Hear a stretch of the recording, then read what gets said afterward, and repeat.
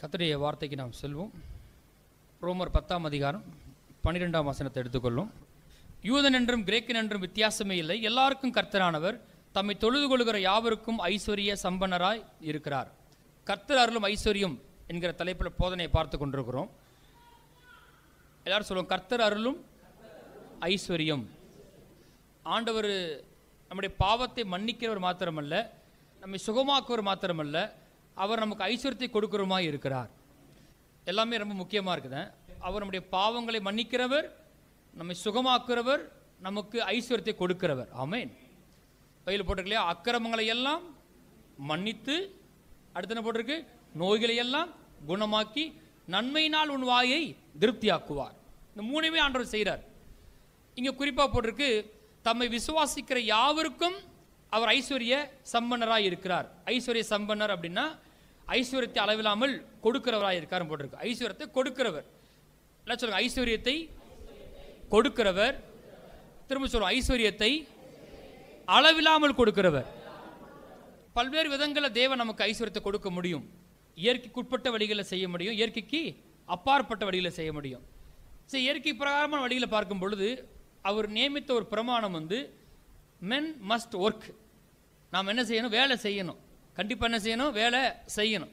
அந்த வேலையின் மீது கர்த்தருடைய ஆசீர்வாதம் வருகிறது. எல்லாருக்குமே கர்த்தர் என்ன செய்ய ஒரு நல்ல வேலையை கொடுக்கிறாருன்னு பார்த்தோம். அதை சிறந்து விளங்க வேண்டும் என்று பார்த்தோம். அதை எப்படி பிளஸ் பண்ணார் நான் காண்பிக்க இருக்கிறேன். அது ஒரு வசனத்தை பார்ப்போம். வேலையின் மீது கர்த்தருடைய ஆசீர்வாதம் வருகிறது, அதை பார்க்கலாம். அங்கே வாசிங்க, உபாகம் 28ஆம் அதிகாரம் 12வது வசனம். கர்த்தர் ஐஸ்வர்யத்தை எப்படி கொடுக்கிறார்? உபாகமம் 28:12 வாசிப்போம். ஏற்ற காலத்தில் உன் தேசத்திலே மழை பெய்யவும், நீ கையிட்டு செய்யும் வேலைகளை எல்லாம் ஆசீர்வதிக்கவும். எல்லாரும் சொல்லுங்க, நான் கையிட்டு செய்யும் வேலைகளை எல்லாம் ஆசீர்வதிக்கவும். ஏதோ ஒரு வேலையை, ஒரு தொழில, ஒரு ஊழியத்தை கர்த்தர் கொடுக்கிறார். இவர் மேஜிக் கடவுள் கிடையாது. ஒரு பிரமாணமே இல்லாம எனக்கு நான் எப்படியாவது செய்கிற கடவுள் கிடையாது. எல்லாவற்றையும் ஒரு நேர்த்தியாய் செய்கிற தேவன். ஆமென். ஆதியாகமத்தில் பார்த்தோம், தேவனாய கர்த்தர் ஆதாமை ஏதேன் தோட்டத்தில் அழைத்து கொண்டு வந்து அதை பண்படுத்தவும் காக்கவும் வைத்தார். கர்த்தர் ஒரு வேலை என்ன செய்கிறாரு? கொடுக்கிறார். இப்போ எங்கே போட்டிருக்குது?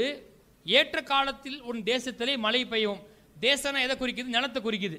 அது மாத்திரம் கிடையாது, நீ கையிட்டு செய்யும் வேலைகளை எல்லாம். வேளாண்மை மாத்திரம் கிடையாது, நீ கையிட்டு செய்யும் வேலைகளை எல்லாம். மந்தையை மேய்க்கிறாங்க, கார்பெண்டரிங் ஒர்க் பண்ணுறாங்க, இன்னைக்கு பல வேலைகள் இருக்குது, பல தொழில்கள் இருக்குது, ஊழியம் இருக்குது. இப்போ கர்த்தர் சொல்றாரு, நீ கையிட்டு செய்யும் அந்த வேலைகளை எல்லாம் ஆசீர்வதிக்கவும் கர்த்தர் உனக்கு தமது நல்ல பொக்கிஷலய வானத்தை திறப்பார். வேலை செய்யறனால மாத்திரம் கிடையாது, கர்த்தர் ஒரு விஷயத்தை சொல்றாரு, வேலை முக்கியம். அந்த வேலையை கொடுத்தது நான் தான், அந்த வேலையில் உன்னை ஆசீர்வதிக்கிறதும் நான் தான். நீ கையிட்டு செய்யும் வேலைகளெல்லாம் ஆசீர்வதிக்கவும் கர்த்தர் உனக்கு தமது நல்ல பொக்கிஷாலையாகிய வானத்தை திறப்பார். நீங்க எத்தனை பேர் நம்புறீங்க அந்த மாதிரி வானத்தை திறப்பார் என்று? ஆமென். ஏதோ ஒன்று இருக்கு, என்னமோ ஒன்று இருக்குது. எல்லாரும் தான் வேலை செய்கிறோம். ஆனால் நாம் ஒரு இயற்கைக்கு அப்பாற்பட்ட தேவனை ஆராதிக்கிறோம் என்பது இங்கே வித்தியாசத்தை உண்டாக்குது. அவர் சொல்றாரு, நீ கையிட்டு செய்யும் வேலைகளை எல்லாம் ஆசீர்வதிக்கவும். சொல்லுங்க, நான் கையிட்டு செய்யும் வேலைகளை கர்த்தர் ஆசீர்வதிக்கிறார். வேலைக்காக ஸ்தோத்திரம். ஆமென். தொழிலுக்காக ஸ்தோத்திரம், ஊழியத்துக்காக ஸ்தோத்திரம். ஆனால் அது மேலே என்ன வரணும்? கர்த்தருடைய ஆசீர்வாதம் வர வேண்டும் அப்படின்னு நீங்கள் போட்டிருக்கு. சரி, எப்படி அது வருது? வாசிப்போம். மல்கியா 3ஆம் அதிகாரம் 10வது வசனத்தை வாசிப்போம். என் ஆலயத்தில் ஆகாரம் உண்டாயிருக்கும்படி தசமபாகங்களை எல்லாம் பண்டசாலையிலே கொண்டு வாருங்கள். அப்பொழுது நான் வானத்தின் பலகணிகளை திறந்து இடங்கொள்ளாமற் போகுமட்டும் உங்கள் மேல் ஆசீர்வாதத்தை வர்ஷிக்க மாட்டேனோவென்று அதனால் என்னை சோதித்து பாருங்கள் என்று சேனையின் கர்த்தர் சொல்லுகிறார். தசமபாகத்தை பற்றி போதிக்க போகிறேன் இன்னைக்கு. அவர் ஆசீர்வதிக்கிறதுனால என்ன நடக்குன்னு காண்பிக்க போகிறேன். என்ன பார்த்துட்டு இருக்கோம்? கர்த்தர் அருளும் ஐஸ்வர்யத்தை பார்த்துட்டு இருக்கோம். எப்படி அந்த ஐஸ்வர்யத்தை கொடுக்குறாருன்னு கேட்டால், நிச்சயம் கர்த்தர் எனக்கு ஒரு வேலையை கொடுக்குறாரு, எனக்கு ஒரு தொழிலை கொடுக்குறாரு. நான் கையிட்டு செய்கிற அந்த வேலையின் மீது, தொழிலின் மீது, ஊழியத்தின் மீது கர்த்தர் தம்முடைய ஆசீர்வாதத்தை வர்ஷிக்க பண்ணுகிறார். எப்போ வர்ஷிக்க பண்ணாருன்னு கேட்டால், இங்கே போட்டிருக்குது, ஒரு ஒரு நிபந்தனை சொல்றார் ஆண்டவர். என் ஆலயத்தில் ஆகாரம் உண்டாயிருக்கும்படி தசமபாகங்களை எல்லாம் பண்டசாலையிலே கொண்டு வாருங்கள். அப்பொழுது சொல்லுங்க, அப்பொழுது பாருங்க, பிளஸிங்ஸ் சிலுவையின் மூலமாக நம்முடைய ஆக்கப்பட்டிருக்கிறது. இதில் எந்த மாற்றமும் கிடையாது. இங்கே எத்தனை பேர் ஆஸ்வதிக்கப்பட்டவங்க இருக்கிறீங்க? ஆமென். வேதம் சொல்லிச்சு, மரத்திலே தூக்கப்பட்டவனும் சபிக்கப்பட்டவன் எழுதியிருக்கப்படி கிறிஸ்து எனக்காக சாபமாகி நியாயப்பிரமாணத்தின் சாபத்திற்கு நீங்களாக்கி மீட்டு கொண்டார். எத்தனை பேர் நம்புறீங்க? ஆமென். மீட்டு கொண்டார். எதுக்குன்னு கேட்டால், ஆபிரகாமுக்கு சொல்லப்பட்ட ஆசீர்வாதம் புறஜாதிகளை நமக்கு மறுபடிக்கு இப்படி ஆகிட்டுன்னு போட்டிருக்கு. இதில் எந்த மாற்றம் கிடையாது. என்னோட அக்கௌண்ட்டில் ஆசீர்வாதத்தை டெபாசிட் பண்ணிட்டார் இயேசு. அவருடைய ரத்தத்தை சிந்தி எனக்காக அவர் சாபமாக இதை செஞ்சுட்டார். ரொம்ப ஈஸி கிடையாது. காணிக்கை கொடுக்கறதுனால ஆசீர்வாதம் வர்றது கிடையாது. நல்லா புரிஞ்சுக்கிறோம். ரத்த சிந்தி சம்பாரிச்சிருக்கார் ஆசீர்வாதத்தை. எனக்காக சாபமானார். சாபமாகி என்ன சாபத்துக்கு நீங்களாக்கி மீட்டு கொண்டிருக்கிறார். இப்ப அவர் சில காரியங்களை நியமித்திருக்கிறார். உன்னுடையதுதான் அது. ஆனால் அந்த ஆசீர்வாதங்கள் எப்படிப்பட்டது? நிபந்தனைக்குட்பட்டது. நான் சொன்ன காரியங்களை உனக்கு செய்யணும் அப்படின்னா, நீ என்ன செய்ய வேண்டும் என்று நான் சொன்ன அதை நீ என்ன செய்யணும்? செய்யணும். நான் எதை செய்வேன்? நான் வானத்தின் பலனைகளை திறந்து இடங்கொள்ளாமல் போக மட்டும் உன் மீது ஆசீர்வாதத்தை வரிசிப்பேன் அப்படின்னு கர்த்தர் சொன்னார்னா, நான் என்ன சொன்னேனோ அதை உனக்கு நிறைவேற்ற வேண்டுமானால், நீ என்ன செய்ய வேண்டும் என்று நான் உனக்கு சொன்னேன் அதை நீ என்ன செய்யணும்? செய்யணும். செய்யும் பொழுது அப்பொழுது நல்லா புரிஞ்சுக்கிட்டா, சொற்ப சம்பளத்துக்கு நீங்கள் வேலையை பார்த்துக்கிட்டு இருக்கலாம். இப்போ சொற்ப சம்பளம் ரொம்ப கம்மியாக இருக்கலாம், அங்கீகரிக்கப்படாத ஒரு ஆளாக இருக்கலாம், சாதாரண வேலை செய்து கொண்டிருக்கலாம். ஆனால் இதை மாத்திரம் நீங்கள் வேதத்தின்படி உங்களுக்கு கண்ணோட்டம் வருமானால், நான் சொல்கிறேன், நீங்கள் இருந்த இடத்துல இருக்க மாட்டீர்கள். உங்கள் வருமானம் பெருகும், பண வரவு என்ன செய்ய கண்டிப்பாக அதிகரிக்கும். அப்போ ஆசீர்வாதத்தை வரிசிப்பேன். எது மேலே? நீ செய்கிற வேலையின் மீது. எப்போ வரிசிப்பேன்? என்ன ஆலயத்தில் ஆகாரம் உண்டாயிருக்கும்படி தசமபாகங்கள் எல்லாம் பண்டசாலையில் கொண்டு வாருங்கள் அப்படின்னு சொல்றார். சரி, அங்கே போவோம். லேவியராகமம் 27:30 வாசிங்க. தேசத்திலே நிலத்தின் வித்திலும் விருட்சங்களின் கனியிலும் தசமபாகம் எல்லாம் கர்த்தருக்குரியது, அது கர்த்தருக்கு பரிசுத்தமானது.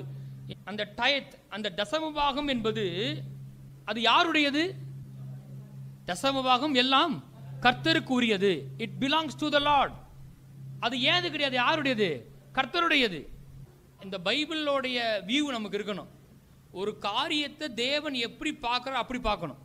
ஒரு நமக்கு தோணும், தசமாக கொடுக்கும்போது நம்ம சம்பாரிச்சது, நம்ம ஏதோ காணிக்க போடுறோம், நம்ம ஏதோ தசமபாகத்தை கொடுக்குறோம், ஏதோ ப்ராஜெக்ட் கொடுக்குறோம், அப்படி இல்லை. இங்கே கர்த்தர் வேற மாதிரி பேசுகிறாரு. தசமபாகம் உன்னுடையதே கிடையாது. சரியான வெளிச்சம் இருந்தால் தசமபாகம் ஏது கிடையாது. என் சம்பாத்தியத்தில் 10% யாருடையது? அது கர்த்தருடையதுன்னு போட்டிருக்கு. நான் தேவனுடைய பிள்ளையா, ரத்தத்தால் மீட்கப்பட்டு அவருடைய பிள்ளையா ஆக்கப்பட்டிருக்கேன்னா, அப்படின்னா நான் ஒரு இஸ்ரவேலனா, எனக்கு ஒரு நியமனம் கொடுக்கப்பட்டிருக்கிறது. என் சம்பாத்தியத்தில் என்னெல்லாம் சம்பாதிக்கிறோம் அதில் 10% கர்த்தருடையது. இன்னும் ஆழமாக சொல்லப்போனால், எனக்கு அந்த வேலையை கொடுத்தது யாரு? கர்த்தர் தான். நான் இப்போ காமிக்க போகிறேன். அதை ஆஸ்வதிக்கிறது யாரு? கர்த்தர் தான். அது புரிஞ்சிருந்தா இந்த யோசனை என்ன செய்யாது? வராது. அவர் சொல்லிட்டாரு, இந்த 10% கர்த்தருடையது அப்படின்ட்டார். ஏது அதுன்ட்டார். அதுக்கு அவர் சில திட்டங்களை வச்சிருக்காரு. டீட்டெயிலாக போகும், தேவையில்லை. நான் லேவியனை பிரிச்சிருக்கிறேன், நான் லேவியனை போசிக்கணும், என் திட்டங்கள் இருக்கு, அது அவர் ப்ராஜெக்ட். ஆனால் நான் சொல்கிறேன், ஏன் எதுக்குன்னு கேள்வி கேட்க வேண்டிய அவசியம் இல்லை. கர்த்தர் சொல்லிட்டாரு, தசமபாகம் எல்லாம் கர்த்தருக்குரியது. அவ்வளோதான், கதை முடிஞ்சிச்சு. இதுக்கு மேலே பேசக்கூடாது. ஜாடிகளிலே தண்ணீரை நிரப்புங்கள். அவர்கிட்ட போயிட்டு காது கேத்துச்சா? திராட்சரசம் இல்லை, நீங்கள் என்ன தண்ணி நிரப்பச்சு? அவர் சொல்ல தண்ணீர் நிரப்புங்கள். அவ்வளோ, அதுக்கு மேலே பேசாது. அது மாதிரி தசமபாகம் எல்லாம் என் சம்பாத்தியத்தில் 10% ஏது கிடையாது, கர்த்தருடையது. அப்புறம் போட்டிருக்கு, அது கர்த்தருக்கு பரிசுத்தமானது. ஆங்கிலத்தில் பரிசுத்தம் அப்படின்னு சொன்னால், நம்ம சொல்கிற மாதிரி இந்த பரிசுத்தம் சொன்ன உடனே பாவமே செய்யாது அந்த மாதிரி தான் திங்கிங் போகும் பாருங்க. அது ரொம்ப வேல்யூ அதிகமான ஒன்று. பரிசுத்தத்துக்கு அர்த்தம் பரிசுத்தம் என்ன தெரியுமா? டு செட் அப்பார்ட், வேறு பிரித்து வைப்பது, வேறு பிரிக்கிறது. 12 கோத்திரத்தில் கர்த்தர் ஒரு கோத்திரத்தை என்ன செய்கிறாரு? வேறு பிரிக்கிறாரு. அவங்க வேற எதுவுமே செய்யக்கூடாது. அவங்க எதுக்கான்னு கேட்டால் அவருடைய காரியங்களை செய்யும்படிக்கு. லேவி கோத்திரத்தை பற்றி போடும்போதெல்லாம் அந்த கோத்திரம் தான் என்ன செய்யணும்? ஆராதனை செய்யணும், அவர் நாமத்தை கொண்டு பிளஸ் பண்ணணும். அதுக்காகவே தெரிஞ்சிருக்காராம். பைபிள் போட்டிருக்கு, அந்த லேவி கோத்திரம் அவர்கள் என்னுடையவர்கள் போட்டிருக்கு பைபிளில். அது மாதிரி என் சம்பாத்தியத்தில் 10% நான் என்ன செய்யணும்? அதில் அந்த ஒரு பங்கை நான் வேறு பிரிக்க வேண்டும். எல்லாம் செலவழிச்சிட்டு எல்லாம் பண்ணிட்டு, ஐயோ இந்த கர்த்தருக்கு ஏதாவது கொடுக்கணும்னு நம்ம நினச்சோம், இப்போ இந்த மாதம் முடியலையே, ரொம்ப சிக்கலாகி போச்சு, பட்ஜெட் இடிக்குது அப்படி சொல்லாமல் எப்படி யோசிக்கன்னு கேட்டால், இதில் இந்த 100ல் இந்த 10ல் ஒரு பங்கு யாருடையது? கர்த்தருடையதுன்னு என்ன செய்கிறேன்? அது பரிசுத்தமானது, அது கர்த்தருக்குரியது, அதை என்ன செய்கிறேன்? வேறு பிரிக்கிறேன். பாஸ்டர் நீங்களா சொல்கிறீங்க இது கர்த்தருடையதுன்னு, இல்லை நானா சொல்லலை, கர்த்தரை சொல்கிறார். நான் வாசிக்க உங்களுக்கு திருப்புங்க, அங்கே போங்க. மல்கியா 3ஆம் அதிகாரம், மல்கியா 3ஆம் அதிகாரம் 8ஆம் வசனத்தை வாசிங்க. மனுஷன் தேவனை வஞ்சிக்கலாமா? நீங்களோ என்னை வஞ்சிக்கிறீர்கள். எதிலே உம்மை வஞ்சித்தோம் என்கிறீர்கள்? தசமபாகத்திலும் காணிக்கைகளும் தானே. பாருங்க எப்படி தெளிவாக போட்டிருக்கு. அதாவது இப்போ வஞ்சிக்கிறதுனா என்ன? எனக்கு சேர வேண்டிய ஒன்றை நீ என்ன செய்கிற? எடுத்துக்கிறேன்னு அர்த்தம். அதான் வஞ்சிக்கிறது. நம்ம என்ன யோசிக்கிறோம்? ஹலோ, தசமபாகம் காணிக்கை யாருடையது? ஏன் இது? கொடுத்தா கொடுப்பேன், கொடுக்காம போவேன், அதை கேட்க நீங்க யாரு?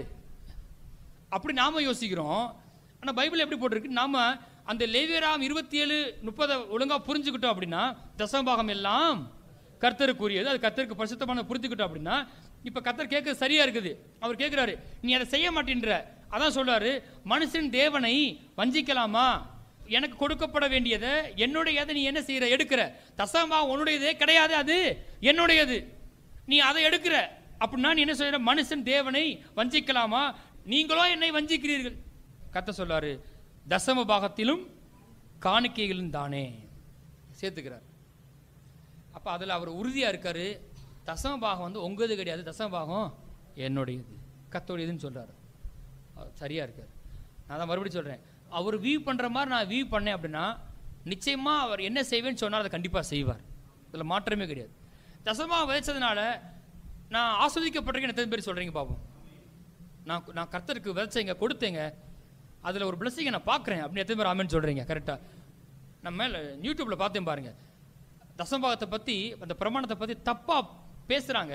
அதுக்கு கீழே சிலர் போட்டிருக்காங்க, சில நல்ல விசுவாசிகள் எடுத்து வந்து போட்டிருக்காங்க, ஆஹா இப்படி பேசாதீங்க, இது கர்த்தருடைய பிரமாணம், என் வாழ்க்கையில் நான் வேலையே இல்லாதப்ப நான் பொருத்தனை பண்ணேன், அல்லது நான் இந்த சத்தியத்தை நான் கேட்டேன், அப்போ நான் ஒரு சின்ன வேலையை சேர்ந்தேன், நான் விதைச்சேன், இன்னைக்கு நான் 2 வீடை கட்டியிருக்கேன்னு சொல்லி கீழே ஒருத்தர் போடுறாரு. நிறைய பேர் போடலை. உண்மையாக சொல்லப்போனா அந்த மாதிரி ஆசிரியப்பட்டவங்க ஏராளம் பேர்கள். ஆமென். KFC ஓனர் கூட சொல்லார் அன்னைக்கு, நான் என்ன செய்ய தசமா கொடுக்குறேன்றாரு. அது கனம் பண்ணுறாங்க பாருங்க. ஆமென். அப்போ சொல்ல வந்த விஷயம் ஆழமாக பதிச்சுக்கிறணும். என் சம்பாத்தியத்தில் 10ல் 1 என்னுடையது கிடையாது, யாருடையது? கர்த்தருடையது. அப்போ நான் அதை முதல்ல என்ன செய்யணும்? வேறு பிரிக்க வேண்டும். வாசிப்போம், அங்கே போங்க. உபாகம் 14ஆம் அதிகாரம் 22ஆம் வசனம். நீ உன் தேவனாய கர்த்தருக்கு எப்பொழுதும் பயந்திருக்க பழகும் படிக்கு. நீங்கள் உண்மையிலே தசமபாகம் கொடுக்குற ஆளாக இருந்தீங்கன்னா கர்த்தருக்கு நீங்கள் பயந்திருக்கிறீர்கள். ஆமென். மரியாதைக்குரிய பயம், அடிச்சு வர அந்த பயம் கிடையாதுங்க. நம்ம ஏற்கனவே போதிச்சிருக்கிறோம். நீ உன் தேவனாய கர்த்தருக்கு எப்பொழுதும் பயந்திருக்க பழகும்படிக்கு வருஷந்தோறும் நீ விதைக்கிற விதைப்பினாலே வயலில் விளையும் எல்லா பலனிலும் தசமபாகத்தை வாசிங்க பிரித்து. போதும் சொல்லுங்க, தசமபாகத்தை பிரித்து. ஆட்டு மந்தையில் ஆடு குட்டி போட்டுருச்சு, மாட்டு மந்தையில் மாடா கண்ணு குட்டி போட்டுருச்சு, வயலில் விளைச்சல் வந்துருச்சு, திராட்சை தோட்டத்தில் திராட்சை பழம் வந்துருச்சு. எல்லாரும் என்ன பண்ணுறாங்க? முதல் இடத்துல அங்கே போய் இஸ்ரவேல் என்ன பண்ணுறாங்க? அதில் போய் தசமபாகத்தை பிரிக்கிறாங்க. முதல் வேலை சம்பளம் வந்து தசமபாகத்தை என்ன செய்யணும்? பிரிக்கணும். எல்லாம் சொல்லுங்க, பிரிக்கணும். ஆமென். பிரித்துன்னு போட்டிருக்கு. பிரித்து என்ன செய்யணுமா? அங்கே போட்டிருக்கு, வாசிப்போம். 25ஆம் வசனத்தை வாசிங்க. அதை பணமாக்கி பணம் முடிப்பை உன் கையிலே பிடித்து கொண்டு உன் தேவனாய கர்த்தர் தெரிந்து கொண்ட ஸ்தலத்திற்கு போய். என்ன சொல்றாரு? எங்க போகணும்? என் ஆலயத்தில் ஆகாரம் உண்டாயிருக்கும்படிக்குன்னு போட்டிருக்குல்ல, அது எங்க போட்டிருக்கு? உபாகமும் 14:24. உன் தேவனாய கர்த்தர் உன்னை ஆசீர்வதிக்கும் காலத்தில் உன் தேவனாய கர்த்தர் தமது நாமம் விளங்கும்படி தெரிந்து கொண்ட ஸ்தானம் உனக்கு வெகு தூரமாக இருக்கிறதுனால். போதும். அப்ப என்ன சொல்றாரு? ஒரு ஸ்தானம் இருக்குது, ஒரு ஸ்தலம் இருக்குது. அது என்னவா? தேவனாய கர்த்தர் தமது நாமம் விளங்கும்படி தெரிந்து கொண்ட ஸ்தானம். அப்ப எங்கேயாவது போகக்கூடாது. எல்லாரும் எங்க போகணும்? எருசலேமுக்கு போகணும். அவங்களுக்கு ஒரு எருசலேம் இருக்குது. நான் எங்கேயாவது போறேன், நான் என்ன வேணா பண்றேன், தசமபாகத்தை அப்படி செய்ய முடியாது. நீங்க எங்க போகணும்? அது பணம் ஆக்கிக்கிட்டு பணத்தை எடுத்துக்கிட்டு எங்க போகணும்? நீங்க தான் போகணும். எங்க போகணும்? உன் தேவனாய கர்த்தர் தமது நாமம் விளங்கும்படி தெரிந்து கொண்ட ஸ்தானத்திற்கு போய், அந்த ஸ்தலத்திற்கு போய், அங்க போ அப்படி போங்க. அங்கே போய் என்ன செய்யணுமா வாசிப்போம், அதை எடுத்துக்கொள்ளுங்க. உபாகம் 26ஆம் அதிகாரம். ஒருவேளை நீங்கள் தசமோகத்தை கொண்டு வந்தீங்கன்னா, காணிக்கை விதைச்சிங்கன்னா இதை சொல்லணும், சொல்லி பாருங்கள். உங்களுக்கு ஏற்றபடி நீங்கள் சொல்லுங்கள். உபாகம் 26ல் 1லிருந்து நம்ம பொறுமையாக வாசிக்க போகிறோம். எல்லாரும் திருப்பிக் கொள்ளுங்கள்.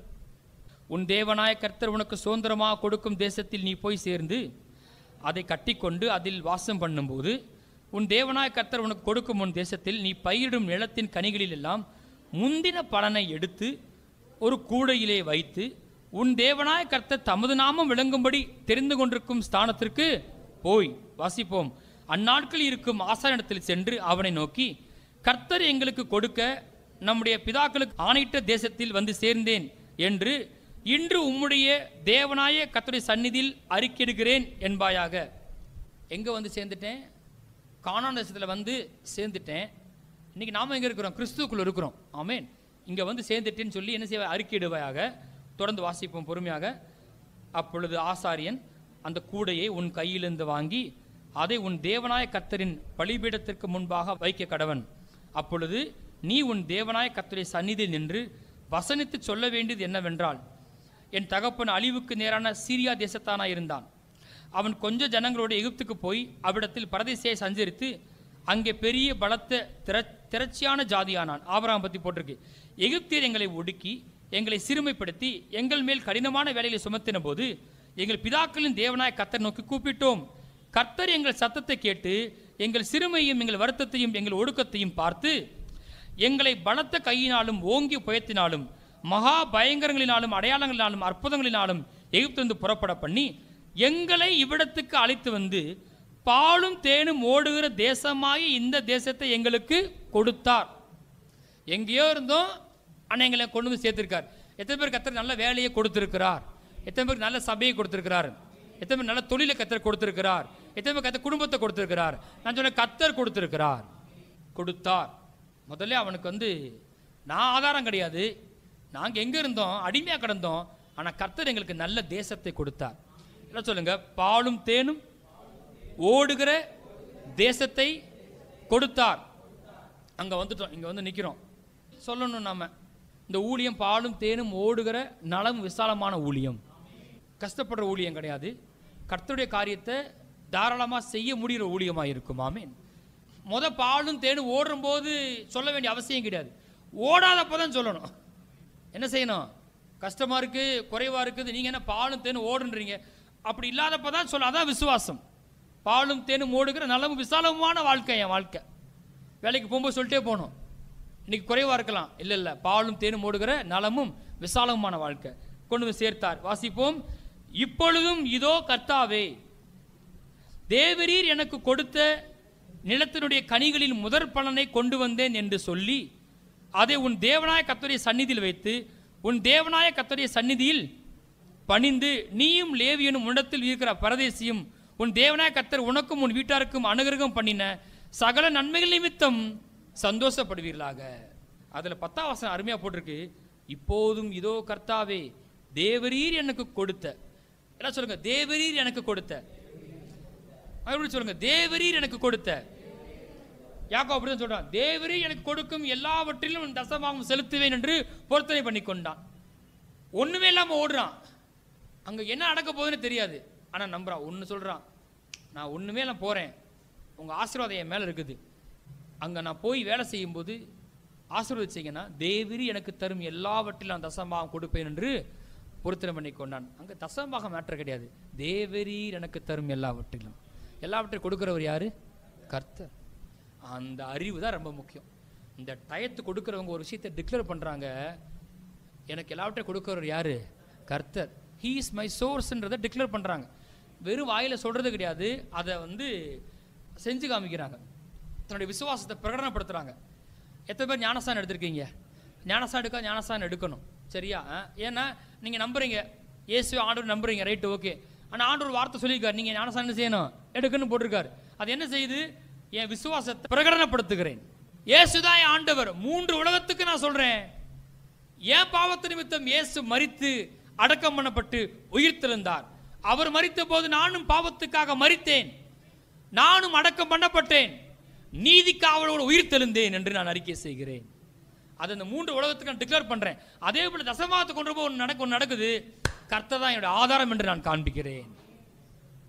அதை நான் டிக்ளேர் பண்றேன். கர்த்தர் தாங்க எனக்கு கொடுத்தாரு, அவர் தாங்க என் ஆதாரம்.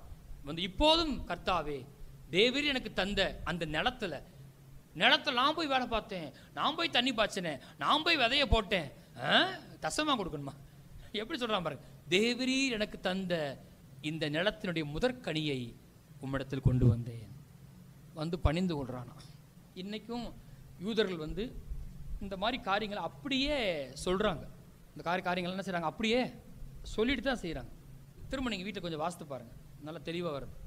பிரிக்கணும், அவர் நாமும் விளங்கும்படி தெரிந்து கொண்ட ஸ்தானத்துக்கு போகணும். சிலருக்கு வந்து எங்கே விதைக்கணும்னு தெரியாது பாருங்கள். தசமபாகத்தை எங்கே விதைக்கணும்னு தெரியுமா? தசமபாகம் அந்த மெய்ப்பனுக்குரியது. யாரால் நீங்கள் போஷிக்கப்படுறீங்களோ அவங்களுக்குரியது, அந்த அந்த ஸ்தலத்துக்குரியது. கர்த்தர் உங்களை எந்த சபையில் நாட்டிருக்காரோ அவங்களுக்கு அதற்குரியது. வார்த்தையை கொண்டு எனக்கு போஷிக்கிறான். இந்த சபையில் கர்த்தர் நான் வச்சிருக்கிறார். உங்களுக்கு எங்கேருந்து வசனம் கொடுக்கப்படுதோ அதுதான் உங்கள் ஸ்தலம். கர்த்தர் உங்களை எங்கே நாட்டிருக்கிறாரோ அதுதான் அவர் நாம விளங்கும்படி தெரிந்து கொள்ளப்பட்ட ஸ்தானம். எங்கே நீங்கள் நாட்டப்பட்டிருக்கீங்களோ அங்கே தான் என்ன செய்யணும், விதைக்க வேண்டும். அப்படி பண்ணால் என்ன செய்வேன்? அப்புறம் தான் போட்டிருக்கு, அப்பொழுது நான் வானத்தின் பலகணிகளை திறந்து இடம் கொள்ளாமல் போகும்போது உங்கள் மீது ஆசீர்வாதத்தை வர்ஷிப்பேன். எத்தனை பேருக்கு ஆசீர்வாதம் வேணும்? ஆமென். கடவுள் பிளஸ் பண்ணுறாருங்க. நம்ம சொல்லுவோம் இல்லையா, இந்த யாராவது சொல்லுவாங்க உலகத்தால் போய், எப்படி இருக்கீங்க? ஏதோ உங்கள் தயவில் நல்லா இருக்கிறேன் அப்படி சொல்லுவாங்க.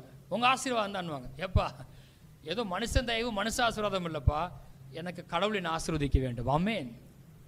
அவரே சொல்லுவார், நான் வானத்தின் பலகணியில் திறந்து இடம் கொள்ளாமல் போட்டு உங்கள் ஆசீர்வாதத்தை வர்ஷிப்பேன்றார். பிளஸ்ஸிங்கை வர்ஷிக்கிறார் அவங்க மேலே. இப்போ அதான் பார்க்க போகிறோம். அந்த பிளஸ்ஸிங் என்ன செய்யுன்னு காண்பிக்க போகிறேன். நம்ம நினைக்கிறோம் தசமபாகம் பெருசு, காணிக்க பெருசு நினைக்கிறோம். இல்லைங்க, அப்படி ஆசீர்வாதம் தான் பெருசு. ஆமென்.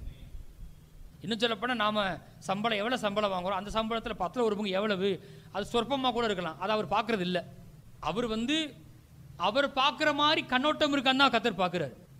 சில நேரங்களில் பாருங்கள், காலப்போக்கில் வருத்தமாக தான் இருக்குது. காலப்போக்கில் அந்த முறைமையை பிடிச்சிக்கிறாங்க. அதை ஏன் செய்கிறோம், அதோட உண்மையான அர்த்தம் என்ன, அதை வெளிச்சம் என்னன்றத உள்ள என்ன செய்யறதில்ல, தெரியாத இடத்துக்கு போயிடுறாங்க நிறைய பேர். அதுவே அவங்களுக்கு ஒரு பெருமையாக மாறிடுது. அப்படி இருக்கக்கூடாது. வானத்தின் பலகணிகளை திறந்து இடம் கொள்ளாமல் போகட்டும் உங்கள் மீது ஆசீர்வாதத்தை வர்ஷிப்பேன். நான் சொல்கிறேன், இந்த காலை வேளையில கர்த்தர் உங்கள் மீது ஆசீர்வாதத்தை வர்ஷிக்கிறார். ஆசீர்வாதம்னா பணம் நினச்சிட வேணாம், பணத்தை விட மேலானது ஆசீர்வாதம். அது என்ன செய்யும், என்னை கர்த்தர் பிளஸ் பண்ணார்னா என்ன ஆகுன்னு நான் காண்பிச்சு முடிக்க போகிறேன். சரியா? சில காரியங்களை வேகமாக பார்க்க போகிறோம். அங்கே போங்க. எசேக்கியேல் 44:30. சகலவித முதற்கனிகளில் எல்லாம் முந்தின பலனும் நீங்கள் காணிக்கையாய் செலுத்தும் எவ்விதமான பொருட்களும் ஆசாரியர்களாக இருப்பதாக வாசிப்போம். உங்கள் வீட்டில் ஆசீர்வாதம் தங்கும்படிக்கு நீங்கள் பிசைந்த மாவில் முதற் பாகத்தையும் ஆசாரியனுக்கு கொடுக்க கடவீர்கள். மேலே லேவியனை பற்றி போட்டிருக்கு. லேவியனை நான் என் வேலைக்காக தெரிந்து கொண்டிருக்கிறேன். நம்ம லேவியனை காப்பாற்றுறதுக்காக கொடுக்கல, நம்ம யார்கிட்ட கொடுக்குறோம், கர்த்தர்ட்ட கொடுக்குறோம். அந்த அறிக்கை பண்ணும்போது அவன் அறிக்கை யாரை பார்த்துருக்கு, ஆசாரியனை பார்த்து இல்லை, யாரை பார்த்துருக்கு, கர்த்தரை பார்த்துருக்குது. தேவரீர் நீர் கொடுத்த இந்த நிலத்தின் முதற்கனியை கொண்டு வந்திருக்கேன்ப்பா அப்படின்னு சொல்கிறான். அவன் அறிக்கை யாரை பார்த்துருக்கு, தேவரீரை பார்த்துருக்குது. ஆனால் அந்த கூடையை வாங்கினது யாரு, ஆசாரியன். ஆமாம், கூடையை வாங்கினது ஆசாரியன் தான். நான் யார்கிட்ட கொடுக்குறேன், நான் கர்த்தர்ட்ட கொடுக்குறேன். ஆனால் இங்கே ஒரு அற்புதமான காரியம் போட்டிருக்கு, உங்கள் வீட்டில் ஆசீர்வாதம் தங்கும்படிக்கு. நீங்கள் பிசைந்த மாவில் முதற் பாவத்தை என்ன செய்யுங்க, கொடுங்கள்னு போட்டிருக்கு. பக்கம் சொல்லுங்க, உங்கள் வீட்டில் ஆசீர்வாதம் தங்கும். நீங்கள் உங்கள் சம்பாத்தியத்தில் கர்த்தருக்கு விதைக்கிறீங்கன்னா நான் கண்டிப்பாக சொல்கிறேன், பல மாற்றத்தை உண்டாக்குது. நான் காண்பிக்க போகிறேன். இப்போ நேரம் தாளந்து எல்லாத்தையும் செலவழித்து தான் வேலைக்கு போயிட்டு வர்றோம். அதில் கர்த்தர் தான் ஆதாரம்னு நம்ம சொல்லும்போது அது வாழ்வின் எல்லா பகுதியுமே பாதிக்குது. சார் வேலைக்கு போகும்போது எப்படி போகிறோம், சும்மா போகிறோம், போகவா தோணுது, தூங்கலாலும் போல தோணுது. கரெக்டு தானே? டயர்டாக இருக்குது, சில நேரம் கொஞ்சம் ஒர்க் பண்ண இன்ட்ரெஸ்ட் இல்லாத மாதிரி ஃபீல் பண்ணுறோம் பழக. ஆனால் அதையும் தாண்டி பலத்தோட, கற்றுக் கொடுக்குற பலத்தோட வேலைக்கு போய் எனர்ஜியை ஸ்பெண்ட் பண்ணி எல்லாவற்றையும் ஸ்பெண்ட் பண்ணி தான் நம்ம அந்த பணத்தை சம்பாதிக்கிறோம். ஆனால் முடிவில் பார்த்தா அதில் 10ல் 1 பங்கு யாருடைய தான், கர்த்தருடைய தான். அது என்ன சொல்ல வர்றோம், இவ்வளவு பண்ணாலும் என் ஆதாரம் யாரு? கர்த்தர்னு நிரூபிக்கிறோம். அந்த ஒரு விஷயத்தை செய்யும்போது அது வாழ்வினுடைய எல்லா பகுதியும் பாதிக்கிறது. இங்க முதல் காரியம், உங்கள் வீட்டில் ஆசீர்வாதம் தங்கும்படிக்கு. உங்க வீட்டில் ஆசீர்வாதம் தங்கும். ஆமென். ஆபிரகாம், ஈசாக்கு, யாக்கோபுலாம் தசமபாகம் கொடுத்தாங்க, நமக்கு தெரியும். அப்படிப்பட்ட ஒரு வாழ்க்கையில் ஆசீர்வாதம் என்ன செஞ்சிச்சுன்னு பாருங்களேன். வேகமாக போகலாம். ஆதியாகமம் 24:35 வாசிங்க. கர்த்தர் என் எஜமானை மிகவும் ஆசீர்வதித்திருக்கிறார், அவர் சீமானாயிருக்கிறார். கர்த்தர் அவருக்கு ஆடு மாடுகளையும் வெள்ளியையும் பொன்னையும் வேலைக்காரரையும் வேலைக்காரிகளையும் ஒட்டகங்களையும் கழுதைகளையும் கொடுத்திருக்கிறார். எத்தனை பேர் மீது கர்த்தர் ஆசீர்வாதத்தை வரிசிப்பார் நம்புறீங்க? ஆசீர்வாதத்தை வரிசிப்பார், இல்லை எந்த மாற்றம் இல்லை. அப்படி ஆசீர்வாதம் என்ன செஞ்சிச்சுன்னு கேட்டீங்கன்னா, இங்க போட்டிருக்கு, கர்த்தர் என் எஜமானை மிகவும் ஆசீர்வதித்திருக்கிறார், அவர் என்னவா இருக்கிறாரு? சீமானா இருக்கிறார். ஆசீர்வாதப்பட்டவங்க எப்படி இருப்பாங்க? சீமானா இருப்பாங்க. எப்படி போட்டிருக்கு? கர்த்தர் அவருக்கு ஆடு மாடுகளையும் வெள்ளியையும் பொன்னையும் வேலைக்காரரையும் வேலைக்காரிகளையும் ஒட்டகங்களையும் கழுதைகளையும் கொடுத்திருக்கிறார். அப்ப பிளஸிங் இதெல்லாம் என்ன செய்யுது? கொண்டு வருகிறது. முதல் ஆபிரகாம்கிட்ட ஒன்றும் இல்லை, ஆனால் அவருடைய ஆசீர்வாதம் என்ன செய்யுது? எல்லாவற்றையுமே கொண்டு வருகிறது.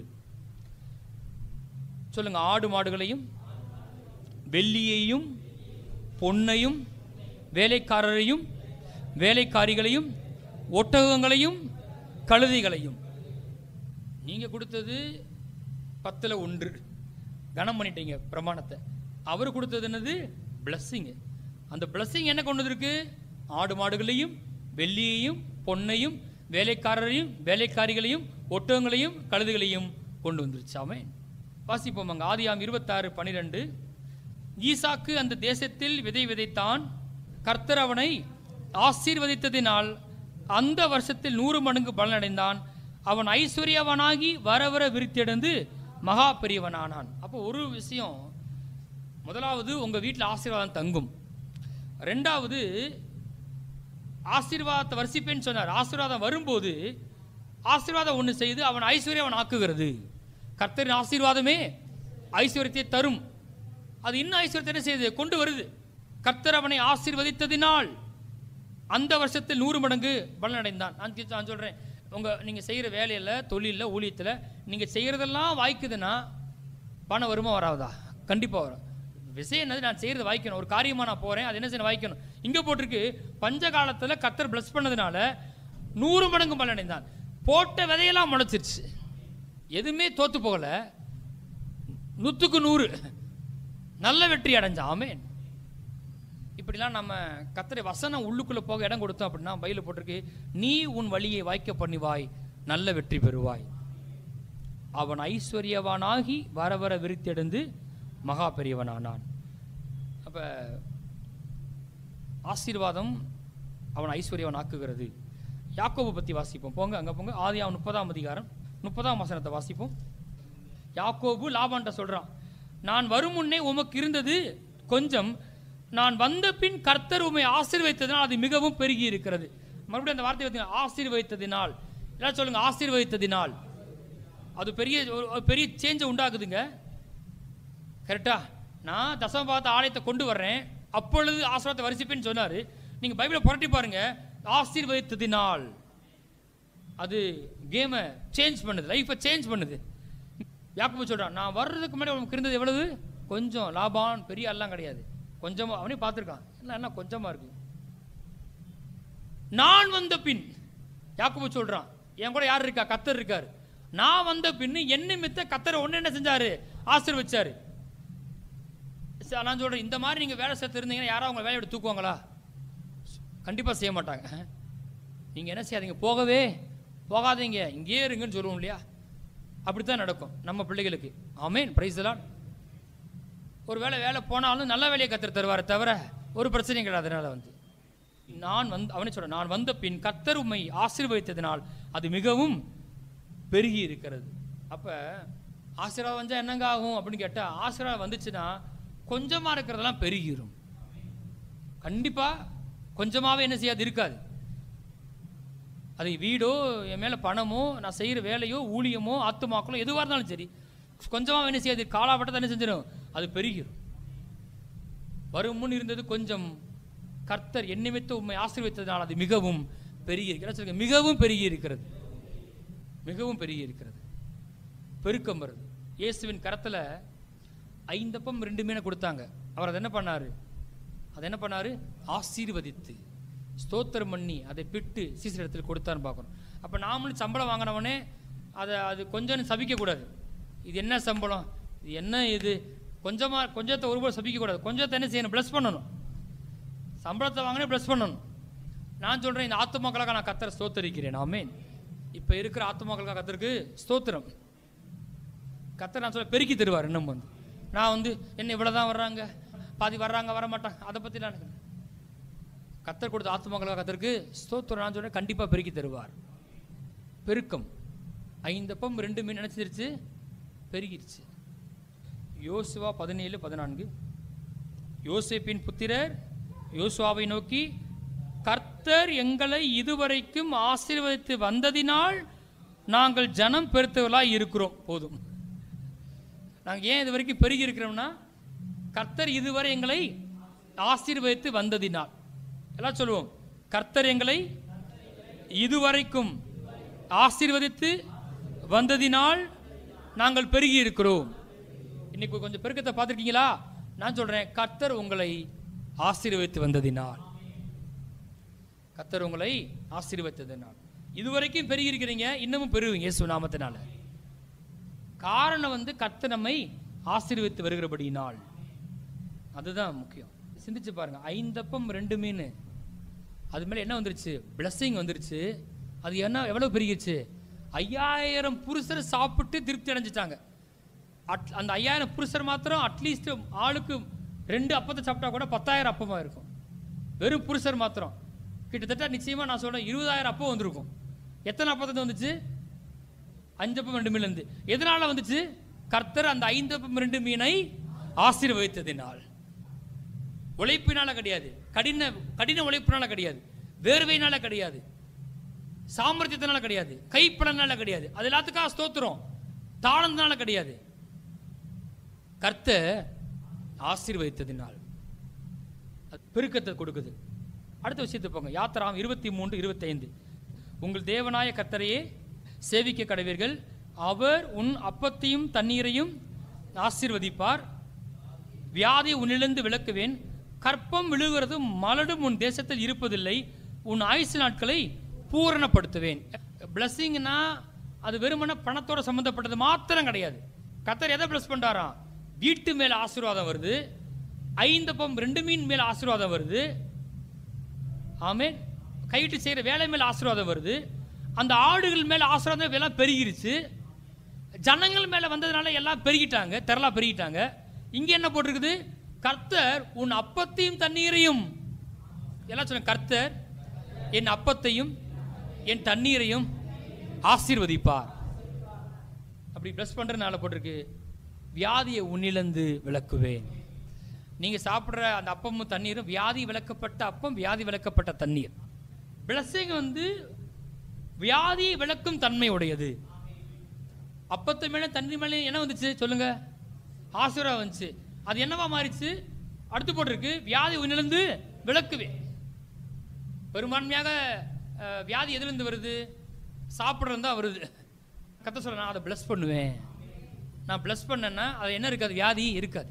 வியாதி உன்னிலிருந்து விலக்குவேன், கற்பம் விழுகிறதும் மலடும் உன் தேசத்தில் இருப்பதில்லை. அப்ப பிளஸிங் என்ன பண்ணுது? கனி கொடுக்கிற ஆளா மாற்றுது. ஆமென். ஆயுசு நாட்களை பூர்ணப்படுத்தேன்னு போட்டிருக்கு. நம்புறீங்களா? வியாதியை விளக்கும், பிள்ளையை கொடுக்கும். ஆமென். வியாதியை விளக்கும், ஆயுசு நாட்களை பூர்ணப்படுத்தும். எதுன்னு கேட்டா கர்த்தருடைய. அப்ப வெறுமனே அந்த தசமகம் சொன்னவனே இந்த 5 கொடுத்தா 10 அந்த கதை இல்லை, அங்க இல்லை. இது கர்த்தர் நம்மை ஆசீர்வதிக்கிறார். ஆமென். இது எல்லா வாழ்க்கை எல்லா பகுதியும் பாதிக்குது. அப்ப ஒரு உதாரணத்தை பார்க்க காமிக்கிறேனே. ஆதியாகமம் 17:20. இஸ்மவேலுக்காகவும் நீ செய்த விண்ணப்பத்தை கேட்டேன். இஸ்மவேல் யாரு? ஆபிரகாமுக்கு ஆகாருக்கு பிறந்த பையன். அவனை ஒரு நாள் துரத்த வேண்டிய சூழ்நிலைக்கு தள்ளப்பட்டார். யாரு? ஆபிரகாம். ஒண்ணுமே பண்ண முடியல. ஆனா ஆபிரகாமுக்கு ஒரே கஷ்டமா இருக்குது. ஆனா கர்த்தர் சொல்றாரு, இஸ்மவேலுக்காகவும் நீ செய்த விண்ணப்பத்தை கேட்டேன். இஸ்மவேலுக்கு நீ பண்றதை விட நான் பண்ணுவேன். நான் அவனை ஆசீர்வதித்து அவனை மிகவும் அதிகமாக பழுகவும் பெருகவும் பண்ணுவேன். அவன் 12 பிரபுக்களை பெறுவான். அவனை பெரிய ஜாதி ஆக்குவேன்.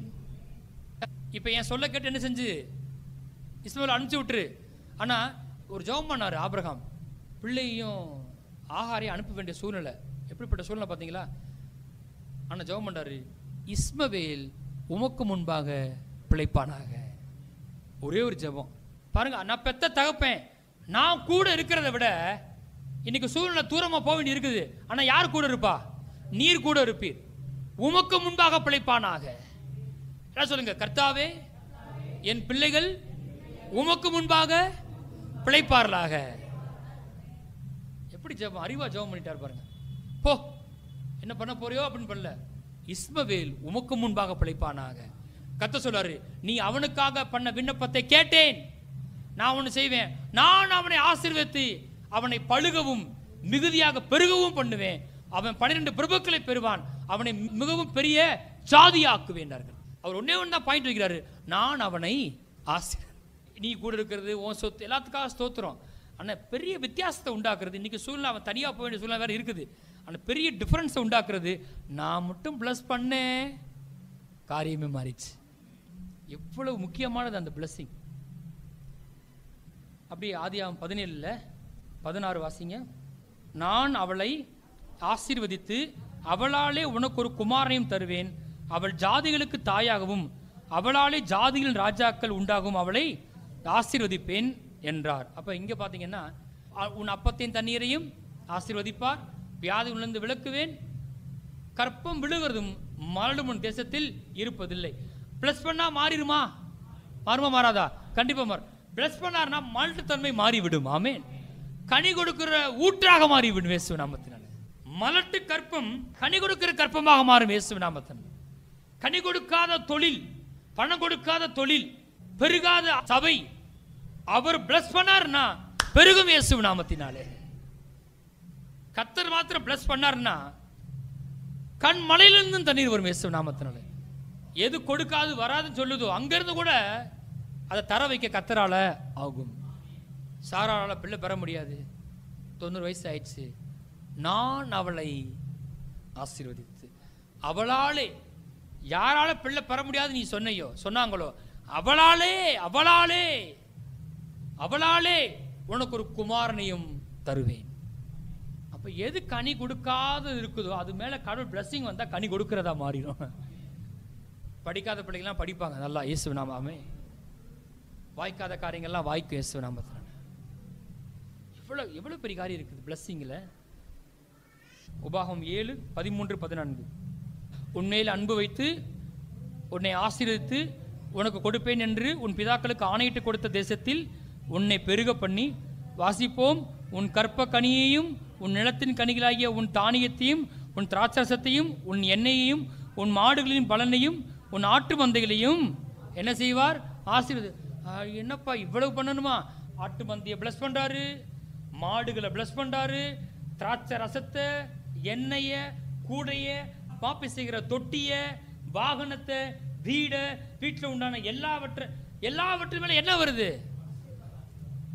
கர்த்தர் நான் ஆசீர்வதிப்பேன். அப்படி பண்றதுனால என்ன நடக்கும்? வாசிங்க, அங்க போட்டிருக்கு, சகல ஜனங்களை பார்க்கிலும் நீ ஆஸ்வதிக்கப்பட்டிருப்பாய், உங்களுக்குள்ளும் உங்கள் மிருக ஜீவன்களுக்குள்ளும் ஆணிலாகிலும் பெண்ணிலாகும் மலடிருப்பதில்லை. மறுபடியும் கனி கொடுக்குன்னு சொல்றார் கர்த்தர். ஆமென். பிளஸிங் வந்து உங்களை கனி கொடுக்குற ஆளா மாத்தும். உங்களை பார்த்து யாரும் ஒரு செஞ்சா இது வாய்க்காதுன்ற நிலையே கிடையவே கிடையாது. நான் சொல்றேன், நீங்க செய்யறதெல்லாம் வாய்க்கும் இயேசு நாமத்தினாலே. அந்த பிளஸிங்குக்கும் கனி கொடுக்கறதுக்கு சம்பந்தம் இருக்குது. ஆகாய் 2:19 வாசிங்க. களஞ்சியத்தில் இன்னும் விதை தானியம் உண்டோ? திராட்சை செடியும் அத்தி மரமும் மாதளஞ்செடியும் ஒலிவு மரமும் கனி கொடுக்கவில்லையே. இன்னும் கற்ப கனி கொடுக்கலையே, சபை கனி கொடுக்கலையே, பிள்ளை கனி கொடுக்கணுமே, தொழில் கனி கொடுக்கணுமே, கனி கொடுக்கவில்லையே. கர்த்தர் பார்க்கிறாரு, கனி கொடுக்கவில்லையே. என்ன பண்றது? நான் இன்று முதல் உங்களை ஆசீர்வதிப்பேன். நான் பிளஸ் பண்ணிட்டேன்னா கனி கொடுத்துருவீங்க. ஆமென். ஆனா நான் ஒன்று கரெக்ட் பண்ணணும். நீங்க என் காரியம் உங்களுக்கு ரொம்ப முக்கியமா இருக்கணும். ஆமென். என் பிரமாணத்தை நீங்க கவனம் கொடுக்கணும். ஆமென். நீங்க செய்யும் போது நான் இன்று முதல் உங்களை ஆசீர்வதிப்பேன். ஆசீர்வதிச்ச பிறகு கண்டிப்பா களஞ்சியத்தில் தானியம் இருக்கும், கூடையும் மாப்பி சொல்லி ஆஸ்வதிக்கப்பட்டிருக்கும். Praise the Lord. திராட்சை செடி கனி கொடுக்கும், ஒலிவு மரத்துல எண்ணெய் இருக்கும். வரும். இது வரைக்கும் இல்லை, நான் ஆசிரித்த பிறகு கண்டிப்பாக வரும் இயேசு நாமத்தினால. பிளஸ்ஸிங்கை எதுவுமே தடுக்க முடியாது, தைரியமாக நம்புங்க. உபாம் 28:12-14 வாசிப்போம், சீக்கிரமாக போங்க. ஆசீர்வாதம் என்ன செய்யும்? ஆசீர்வாதத்தை வரிசிப்பேன்னு சொன்னாரே, ஆசீர்வாதம் என்ன செய்யும்? ஏற்ற காலத்தில் உன் தேசத்திலே மழை பெய்யவும், நீ கையிட்டு செய்யும் வேலைகளை எல்லாம் ஆசீர்வதிக்கவும் கர்த்தர் உனக்கு தமது நல்ல பொக்கிஷாலை வானத்தை திறப்பார். எது மேலே, எதுக்காக வானத்தை திறக்கிறாரு? பிளஸ் பண்ணுறதுக்காக. பிளஸ்ஸிங் எது மேலே வருது? வேலை மேலே வருது. எப்போ வானத்தை திறப்பாரு? அங்கே பார்த்தோம், தசமபாகங்களை எல்லாம் பண்டசாலையில் கொண்டு வாருங்கள் அப்பொழுது. சரி, அப்படி பண்ணுறால என்ன நடக்குது? வாசிப்போம், இங்கே போட்டிருக்கு, நீ அநேகம் ஜாதிகளுக்கு கடன் கொடுப்பாய், நீயோ கடன் வாங்காதிருப்பாய். அப்போ பாருங்களேன், நீங்கள் எந்த வேலை பார்த்தாலும் சரி, நீங்கள் கர்த்தர் பிரமாணத்துக்கு மரியாதை கொடுத்தீங்கன்னா, கர்த்தர் கனம் பண்ணிங்கன்னா, செய்யும்போது அவர் ஒன்று செய்கிறாரு, வானத்தை திறக்கிறாராம். திறந்து ஆசீர்வதிக்கிறதுனால நீ அநேகம் ஜாதியில் கடன் கொடுப்பாய், நீயோ கடன் வாங்காதிருப்பாய். பிளஸ்ஸிங் அப்படிப்பட்ட கடன் கொடுக்கிற வாழ்க்கை என்ற நிலைக்கு கொண்டு வருகிறது. பிளஸ்ஸிங் இல்லாதனால கடன் வாங்குற நிலையாவது இருக்குது. ஆனால் நான் கர்த்தர் பிரமாணத்துக்கு மரியாதை கொடுத்து அதை செய்யும் போது இன்னைக்கு இருக்கிற வேலையில், இன்னைக்கு இருக்கிற சம்பளத்தில், இன்னைக்கு இருக்கிற என்ன வருவாயில் நான் கர்த்தரை கனம் பண்ணும்போது கர்த்தர் பிளஸ் பண்றாரு. அதை என்ன உடத்து கொண்டு போகுது. நீ அநேகம் ஜாதிகளுக்கு கடன் கொடுப்பாய், நீயோ கடன் வாங்காதிருப்பாய். கடன் வாங்காத ஒரு நிலைக்கு என்ன கர்த்தர் வார்த்தை கொண்டு போகுது. ஆமென். கடன் வாங்காத நிலைக்கு கர்த்தர் ஆசீர்வாதம் கொண்டு போகிறது. கடன் வாங்காத நிலை, நீயோ கடன் வாங்காதிருப்பாய் ஆசீர்வதித்ததினால. அப்புறம் தொடர்ந்து அங்கே போட்டிருக்கு 14 கடைசியில், கர்த்தர் உன்னை வாளாக்காமல் தலையாக்குவார், நீ கீழாகாமல் மேலாவாய். உயர்வு உண்டாகுது. அதான் போட்டிருக்கு இல்லையா? சவுல் சாமுவேல் பார்த்து சொல்றான், நீ ஆஸ்வதிக்கப்பட்டவன், நீ மென்மேலும் பலப்படுவாய், பெரிய காரியங்களை செய்வாய். ஒரு எதிரி சொல்றான், சவுல் தாவீதை பகைக்கிறான். பகைச்சா கூட வாயில் என்ன வார்த்தை வருது? யூ ஆர் பிளஸ்டா, நீ ஆசீர்வதிக்கப்பட்டவன், நீ மென்மேலும் பலப்படுவாய், நீ பெரிய காரியங்களை செய்வாய். பக்கம் சொல்லுங்க, நீங்க ஆசீர்வதிக்கப்பட்டவங்க, நீங்க மென்மேலும் பலப்படுவீங்க, நீங்க பெரிய காரியங்களை செய்வீங்க. நீங்க ஆசீர்வதிக்கப்பட்ட ஒரு மனுஷன், கடவுளுடைய ஆசீர்வாதம் உங்க மேல இருக்கிறதுனால எத்தனை பேர் உங்களை பிடிச்சி கீழே தள்ளால் நீங்க மென்மேலும் பலப்படுவீங்க, பெரிய காரியங்களை செய்து முடிப்பீங்கன்னு சொல்றான். எதிரியே சொல்றான், கொல்ல வந்த எதிரியே சொல்றான். எப்போ உன்னை காலி பண்ணலாம் நினைச்சுக்கிட்டு இருக்கான், அவன் வாயிலிருந்து வார்த்தை வருது, ஐச்சோ கர்த்தர் உன் பச்சை இருக்காருப்பா, நீ ஆஸ்வதிக்கப்பட்டவன், நீ மென்மேலும் பலப்பட போற, உன் சேனை பெருசாக போகுது, உனக்கு உதவி செய்ய மனுஷர் பெருக போறாங்க, நீ பெரிய ஆளில் கண்டிப்பாக செய்வ. பிளஸ்ஸிங். உபாகம் 15:6 வாசிங்க சீக்கிரமாக. உன் தேவனாய கர்த்தர் உனக்கு சொன்னபடியே உன்னை ஆசீர்வதிப்பதினால் நீ அநேகம் ஜாதிகளில் கடன் கொடுப்பாய், நீயோ கடன் வாங்குவதில்லை, நீ அநேகம் ஜாதியில் ஆளுவாய், உன்னையோ அவர்கள் ஆளுவதில்லை. அதாவது நான் கடன் வாங்க மாட்டேன், கடன் கொடுக்கிற ஆளா இருப்பேன்னா அதுக்கு ஒரே ஒரு காரணம், கர்த்தர் தாம் சொன்னபடியே உன்னை ஆசீர்வதிப்பதினால். நீங்க எத்தனை பேர் அவர் உங்களை ஆசீர்வதிக்கிறத பெருசா நினைக்கிறீங்க? அவர் சொல்ற, என் ஆலயத்தில் ஆகாரம் உண்டாயிருக்கும்படி தசமபாகங்களை எல்லாம் பண்டசாலையில் கொண்டு வாருங்கள், அப்பொழுது நான் வானத்தின் பலகங்களை திறந்து இடம் கொள்ளாமல் போக மட்டும் உங்கள் மீது ஆசீர்வாதத்தை வர்ஷிப்பேன். வர்ஷிச்சா என்ன ஆகுதுன்னு பார்த்தீங்களா? 2 நாளாகவும் 31:10 இந்த வசனத்தின்படி நமக்கு நடக்கும், எனக்கு நடக்கும். 2 நாளாகவும் 31:10 சாதோக்கின் சந்ததியானாகிய அசரியா என்னும் பிரதான ஆசாரியன் அவனை நோக்கி, அதாவது எசேக்கியா ராஜாவை நோக்கி, இந்த காணிக்கையை கர்த்தருடைய ஆலயத்துக்கு கொண்டு வர தொடங்கினது முதல் போதும். இங்கே என்னன்னா, ஒரு தேசத்தில் பால்பட்டு போச்சு, எசேக்கியா ராஜா வர்றான், பலிபீடத்தெல்லாம் இடிக்கிறான், ஆலயத்தை செப்பனிடுறாங்க, லேவியனை அழைச்சிட்டு வர்றாங்க, லேவியெல்லாம் ஓடி போயிட்டான் என்னத்தை பண்ணுறதுன்னு. ஆனால் திரும்ப அழைச்சிட்டு வர்றாங்க, ஒரு கிங் பண்ணுறான். பாருங்க எத்தனை பேர் கிங்ஸாக இருக்க விரும்புகிறீங்க? ஆமென். எத்தனை பேர் நல்லா சம்பாதிக்க விரும்புகிறீங்க? உங்கள் சப்போர்ட் லேவியனுக்கு அவசியம். இங்கே ஆலயமும் இல்லை, லேவியனும் இல்லை, கர்த்தர் பிரமாணமும் இல்லை, அவர் நீதி விளங்கவில்லை, அவர் ராஜ்யம் கட்டப்படலை. கிங் ஒரே ஒரு கிங் வந்தான், எசேக்கியா வந்தான், அத்தனையும் சரி பண்ணிட்டான்.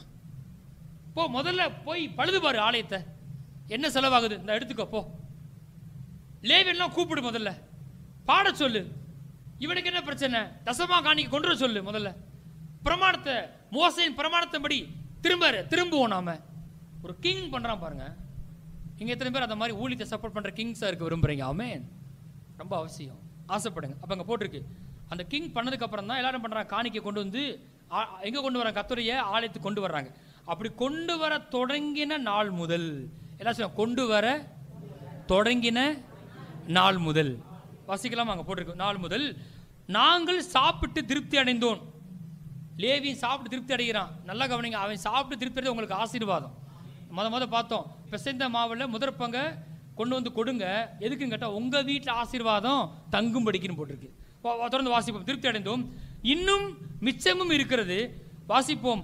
கர்த்தர் தம்முடைய ஜனத்தை ஆசீர்வதித்ததினால் இந்த திரட்சியான அம்பாரம் மீந்திருக்கிறது. இது எல்லாரும் அப்படி ஹெல்ப் பண்ணனால ஆனது கிடையாது. இதுக்கு ஒரு ரூட் யாருன்னு கேட்டா, கர்த்தர் தமது ஜனத்தை ஆசீர்வதித்ததினால். நான் சொல்றேன், இந்த ஜனத்தை கர்த்தர் ஆசீர்வதிப்பார். ஆமென். ஜீவ வார்த்தையால ஜனத்தை கர்த்தர் ஆசீர்வதிப்பார். இங்க வந்து வசத்தை கேட்கிற ஜனம் கர்த்தர் ஆசீர்வதிப்பார். அப்ப நீங்க வந்து கொடுக்கிற ஆளா மாறுறீங்க. இங்க மிச்சம் எடுக்குதுன்னா உங்க வீட்டுல எவ்வளவு மிச்சம் இருக்கு இயேசு நாமத்தினால. அப்ப கர்த்தர் ஆசீர்வதிக்கிறதுனால ஒரு விஷயம் நடக்குது, மிச்சம் இருக்கிறது. பக்கத்து சொல்லுங்க, மிச்சம் இருக்கிறது. லெஃப்ட் ஓவர் இருக்கும், மீதி இருக்கும், மிஞ்சி இருக்கும்.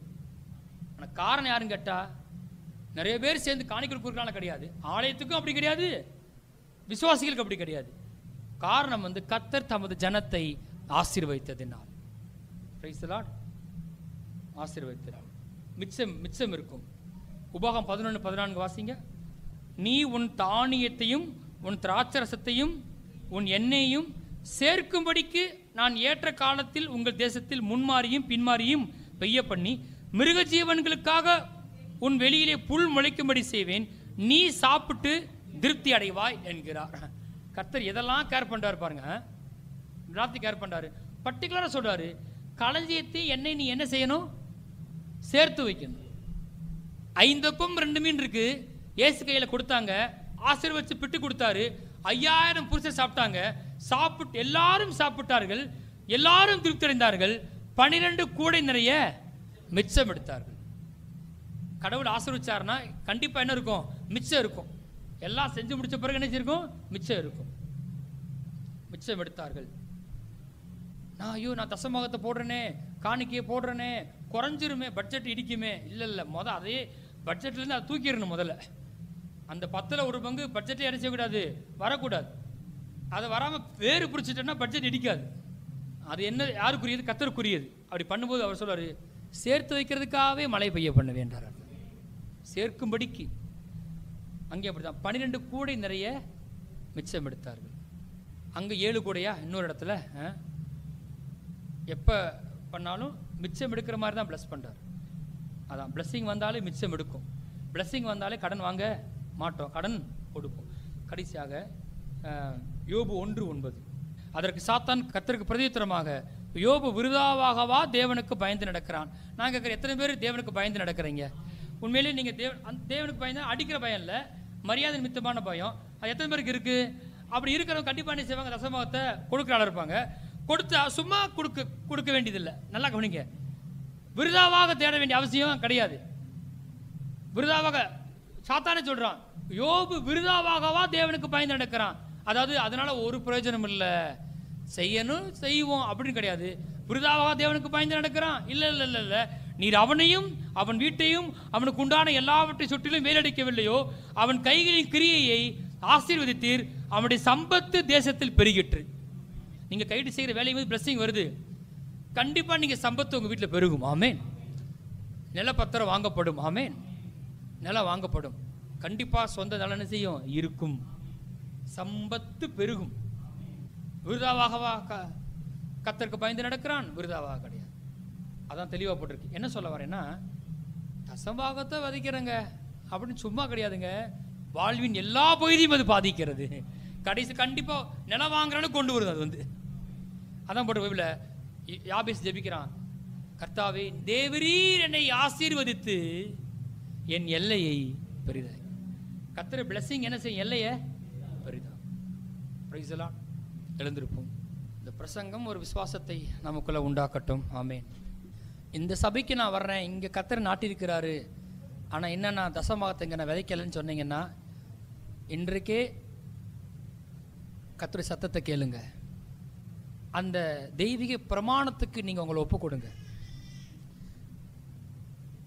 இது உங்கள் வாழ்வின் எல்லா பகுதியும் பாதிக்கிறது. உங்கள் வீட்டில் ஆசீர்வாதம் தங்கும். கர்த்தரின் ஆசீர்வாதம் உங்களுக்கு ஐஸ்வர்யத்தை கொண்டு வரும். உங்கள் ஐஸ்வர்யவானாக்கும். உங்கள்கிட்ட இருக்கிற கொஞ்சமெல்லாம் பெருகிரும். உங்கள் அப்பத்தின் தண்ணீரையும் ஆசீர்வத்து வியாதியை விளக்கும். உங்களை கனி கொடுக்கிற ஆளாக மாற்றும். உங்களை வாழாக்காமல் தலையாக்கும். கர்த்தர் ஆசீர்வதிக்கிறார். நீங்கள் கடன் வாங்க மாட்டீங்க, கடன் கொடுப்பீங்க. கர்த்தர் ஆசீர்வதிக்கிறதுனால உங்கள் வீட்டில் மீந்து இருக்கும், மிச்சம் இருக்கும். கர்த்தர் ஆசீர்வதிக்கிறதுனால நீங்கள் சேர்த்து வைக்கிற ஆளாக மாறுவீங்க. கர்த்தர் ஆசீர்வதிக்கிறதுனால உங்கள் சம்பத்து பெருகும், உங்கள் எல்லை பெரிதாகும்.